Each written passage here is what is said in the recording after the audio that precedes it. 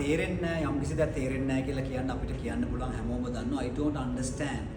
I don't understand you කියන්න පුළුවන්. හැබැයි ලස්සන විදියක් තියෙනවා මේ I don't understand කියන එක නැත්නම් මට ඔයා කියන දේ තේරෙන්නේ නැහැ මට මේක තේරෙන්නේ නැහැ කියන්නේ. Look at the first one. I don't get it. කවුරුහරි දෙයක් කියනවා මේක මෙහෙමයි මේක කියලා ඒතර අපිට කියන්න පුළුවන්. Sorry I don't get it.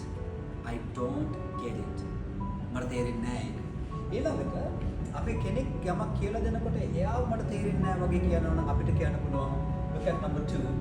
I can't නැත්නම් I don't follow you. I don't follow you.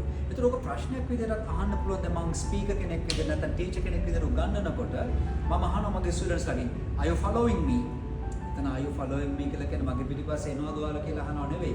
ඔයාලට තේරෙනවද මම කියන දේ? ඒතර කාට හරි කියන්න පුළුවන්. So I'm sorry I can't follow you. මට තේරෙන්නේ නැහැ ඔයා කියන දේ. අන්න ඒ වගේ අදහසක් තියෙනවා. ඊළඟට තව informal idiom එකක් තියෙනවා මෙතන. It beats me. It beats me කියලා කියන්නේ මට ඒක තේරෙන්නේ නැහැ කියන එකමයි. ඉතින් මෙන්න මේ වගේ phrases නැත්නම් sentences පාවිච්චි කරන්න පුළුවන්. I don't understand.